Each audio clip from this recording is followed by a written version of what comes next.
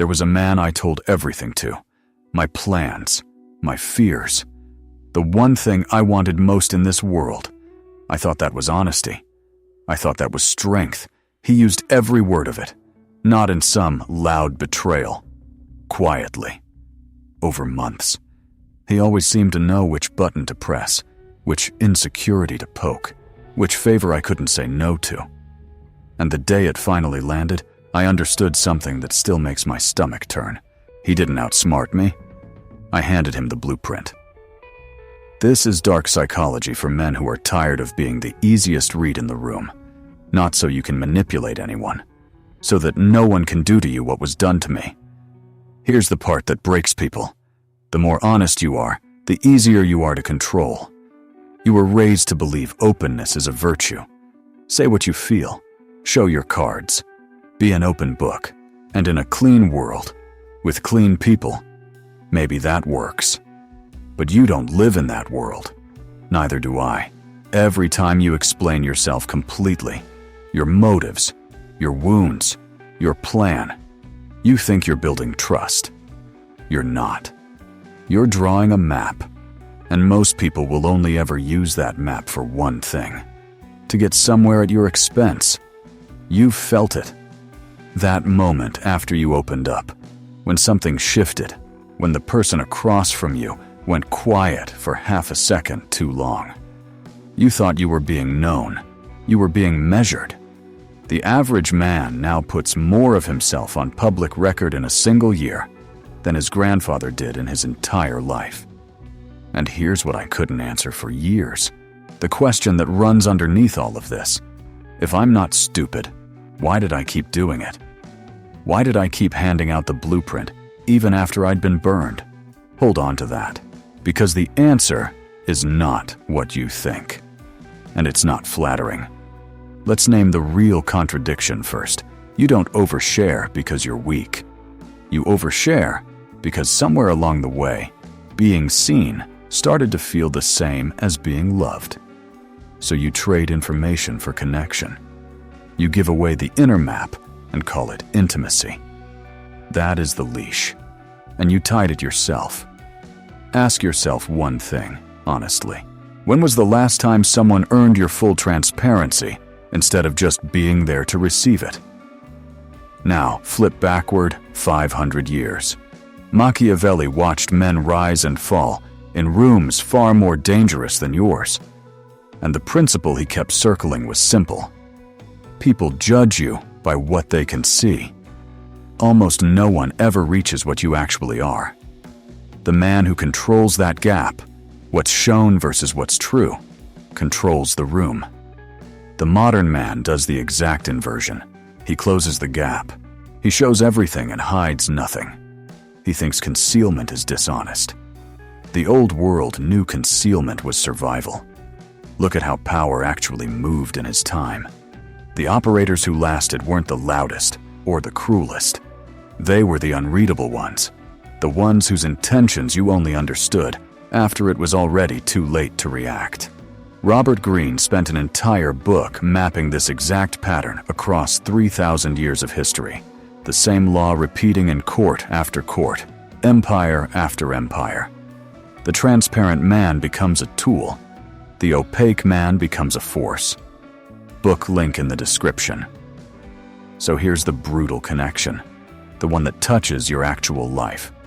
Every group chat, every first date, every interview, every time you just want to be real with someone who hasn't earned it, you are paying a tax. A silent, compounding tax. And most men pay it their whole lives without ever seeing the bill. I gave it a name. The transparency tax. The transparency tax. Noun. The compounding price a man pays for being completely readable.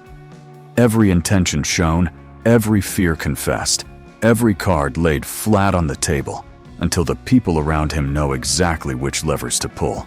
And he wonders why he always seems to lose to people who say less. That's how I handed over the blueprint. I wasn't betrayed by a genius. I was billed for my own openness. But here's what makes this worse, and nobody who teaches this will say it out loud. The tax isn't the real wound. The real wound is what paying it does to you over time. Because a man who needs to be seen to feel real will keep finding people to see him. Even dangerous ones. Even the ones already reaching for the levers. So the problem was never that you trust too easily. The problem is that you're hungry, and hunger makes you readable from across the room. You don't fix this by becoming cold. Cold men are just as readable. Their armor announces them. You fix it by becoming quiet on the inside first. 4 shifts, that's it. And I know exactly where you are right now. You're already rehearsing how you'll explain this to someone tonight. That reflex is the first thing we kill. Shift 1. The gray rock. Stop being interesting on demand. When someone fishes for your reaction, your opinion, your reach, give them less than they expected. Not more. Not rudeness, just unremarkable. The man no one can quote, no one can predict, no one can bait.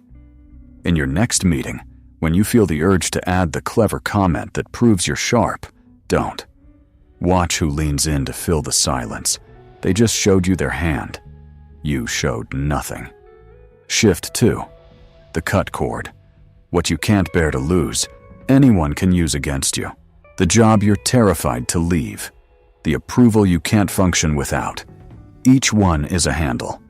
So you cut them down, not by caring less, but by being genuinely willing to walk. The moment you can mentally afford to lose the deal, the raise, the relationship, you negotiate from a place no one can squeeze. The man with somewhere else to go cannot be cornered. Shift 3. The long silence. Most people are terrified of a pause, so they fill it. And in filling it, they reveal, so you stop rushing to answer. You let the silence stretch. Someone asks the question designed to box you in. Don't answer fast. Look at them. Let 3 full seconds pass. Watch how often they retreat, soften, or hand you more than they meant to. Silence is the cheapest interrogation there is. That man I told everything to. The version of me he could read doesn't exist anymore.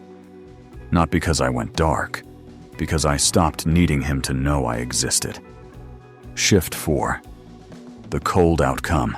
Stop playing to win the moment. Play to win the year. The need to be right, to look smart, to land the comeback. That's ego renting space in your head.